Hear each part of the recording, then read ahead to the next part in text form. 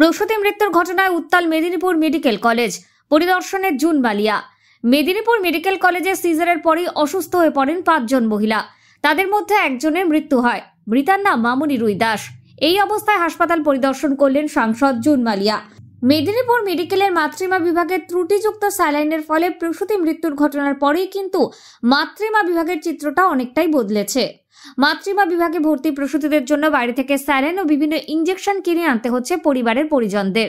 সেরকমই চিত্র উঠে এলো মেদিনীপুর মেডিকেলে। মেদিনীপুর হাসপাতালের এই ঘটনার পুঙ্খানুপুঙ্খ তদন্ত করতে 13 জনের একটি রাজ্য স্বাস্থ্য কমিটি দল পাঠিয়েছে মুখ্যমন্ত্রী, যারা গত শনিবার হাসপাতালে এসে পুরো বিষয়টা খতিয়ে দেখে, সেই সঙ্গে নমুনা সংগ্রহ করে নিয়ে গিয়েছেন। সাংসদ জুন বালিয়া এদিন আরো বলেন, আমার মনে হয় সাধারণ মানুষ আস্থা হারাবেন না সরকারি চিকিৎসার ওপর। একটা ঘটনা ঘটে গেলে তাকে তো কোনোভাবেই বদলানো যায় না।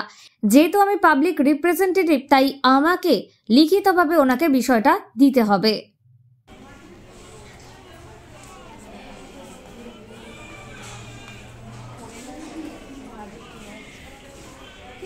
আমার সেখানে যাওয়া উচিত এবং আমি দেখে এসেছি।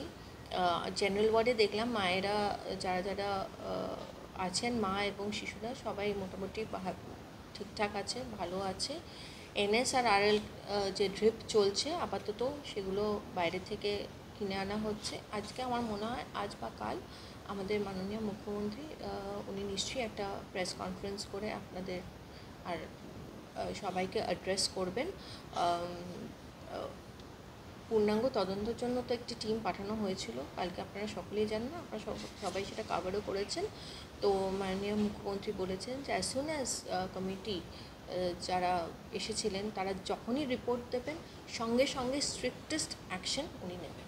এই ঘটনার জেরে কি মানুষ? আমার মনে হয় না, কারণ দেখুন এই ঘটনাটা আমার মনে হয় অ্যাজ এন ইন্ডিভিজুয়াল যে না ঘটলেই ভালো হতো, কিন্তু অ্যাক্সিডেন্ট ইজ অ্যান অ্যাক্সিডেন্ট, বা যে কোনো ঘটনা যেটা ঘটে যায় সেটাকে তো আমরা আবার রিওয়াইন্ড করে সেটাকে তো আন্ডু করা যায় না। কিন্তু এরকম ঘটনা যাতে আগামী দিনে বা ফিউচারে না ঘটে, তার জন্য আমি রিকোয়েস্ট করব দিদিকে, আমাদের অনারেবল সিএমকে, যে সেই ব্যবস্থা যেন উনি নেন। আই এম ভেরি শিওর যে তিনি সেটা নেবেন, কারণ তিনি বারবার বলেছেন যে তিনি জাস্ট ওয়েট করছেন যে রিপোর্ট কি আসে ওনার হাতে, এবং যেই রিপোর্ট আসবেন I am sure she will take necessary action. এই ক্ষেত্রে দেখা যায় হিসেবে এটা আমাদের একটু নেচারের মধ্যে পড়ে।